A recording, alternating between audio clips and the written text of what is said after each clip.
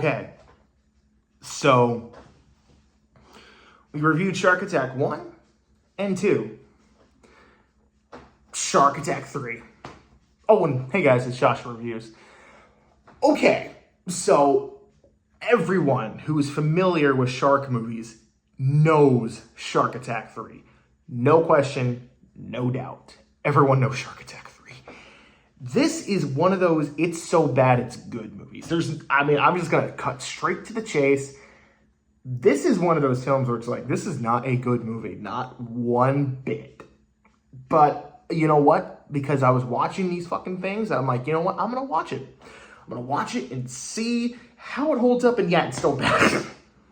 It's still not a good movie. I really wanted to like it and really kind of get into it and have fun with it because Shark Attack 3, Megalodon, there's a lot of Megalodon movies for some reason. I'm not even going to dip my toes in Megalodon versus Bigfoot. I don't want to know what that is.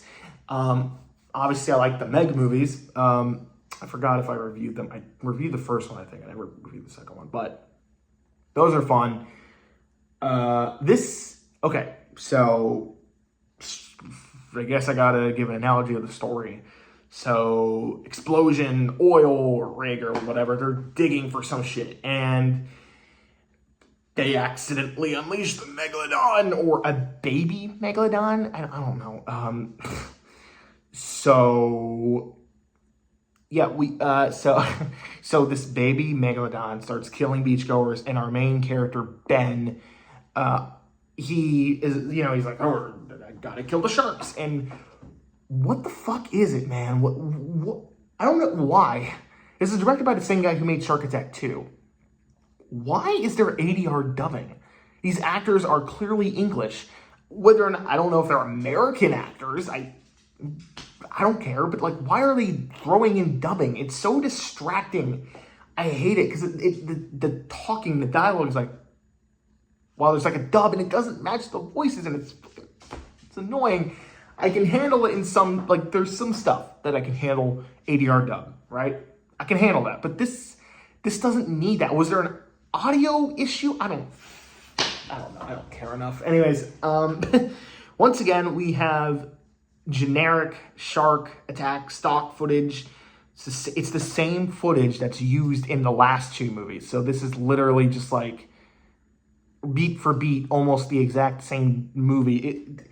I think I figured out the recipe with these two shark movies is that the first one had a mystery going on. It was an adventure action movie with sharks, and it had that campy B level to it.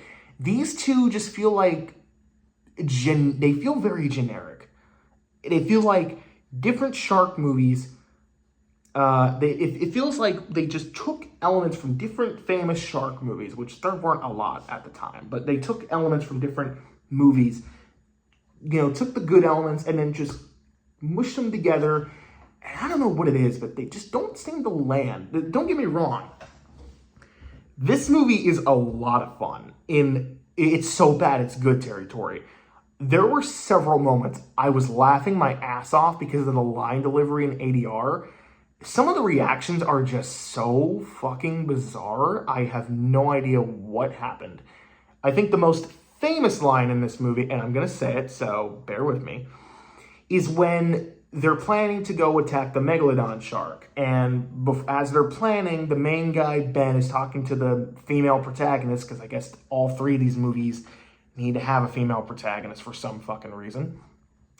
He's talking with her, and she says, she says, I'm exhausted. And he's like, yeah, well, I feel very wired. What do you say I take you home and eat your pussy?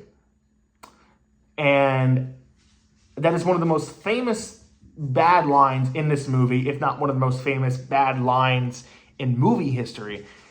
But it's so funny that it's just so bizarre that's like that. Who wrote that? Who wrote that? I gotta know who wrote that. Like, yeah, Bella? Hold on. Yeah, she agrees.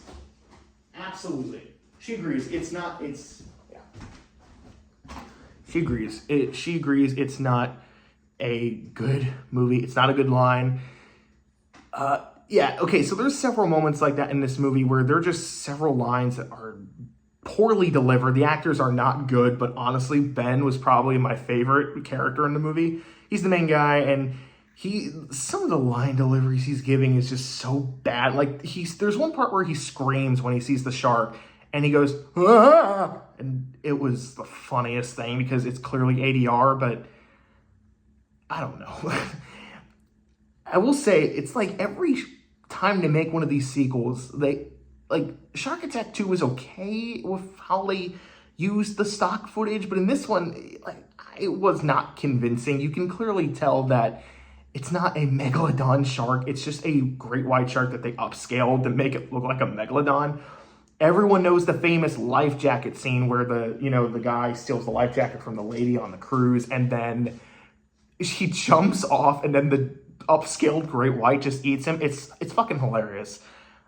And then the guy, the evil bad corporate dude or whatever, he gets on a jet ski and he tries to get away, and the shark just munches on it. It's so funny. It's so bad, but I can't help but love little moments like that. I just wish the movie had more moments like that, because when the movie doesn't feature the shark, and it's not cringy in it's so bad it's good way, I was just bored. That's the issue. I'm bored. I don't know what it is, but the pacing with these movies, these two. The first one I thought was actually entertaining. This one just, I don't know. I found myself checking out several times, but then a funny line would come back and I'm like, hit me. Give me more of this, please. I will say the last 20 to 30 minutes of the movie is easily the best part. Or at least when the Megalodon shark comes in, because that's when I think the movie really gets campy, really gets cringy, really bad, but funny in that, kind of awful, but so bad it's good type way. I don't know. This one probably has the most, forgettable plot of the films. The first one was interesting with how they tried to make it these aggressive sharks are in this lagoon, which was different. It was something unique. And they tried to throw this little action movie in the mix, and I thought blended together pretty well. Second movie was kind of like a blend between, Jaws 3D and I don't know what else to compare it to. But this movie just feels like, it literally just feels like Jaws. I mean, there's not really a whole lot I can say. That's kind of it, though. That's kind of, okay. There are some funny goofs in this movie. The guy, the main character, Ben, who finds the shark tooth, he takes a picture of it, right, with this camera, but the camera's not hooked up to the computer. It's just there. And when he takes the picture, it pops up on the computer, and he takes it with his finger, right? The shark tooth he's holding it with his fingers. The fingers don't show up in the photo. And there's several moments when he's like, we need to accelerate in the boat. And so he, gets the throttle and he pushes it forward. I looked it up on IMDb. He's not making the boat go forward. So there's little goofs like that in this movie that make it really funny when you nitpick it. But honestly, this movie, I really wish I was watching these movies with friends, because sometimes when I'm watching these movies by myself, I'm just like, bruh, I need to have someone with me in the room because I need to criticize this. This is so, I don't know why I do this to myself. I love It's So Bad It's Good movies, but this one is, again, it's not awful. There is a beginning, middle, and end. And this is the third time it's done it to me. And I'm going to give it another C-.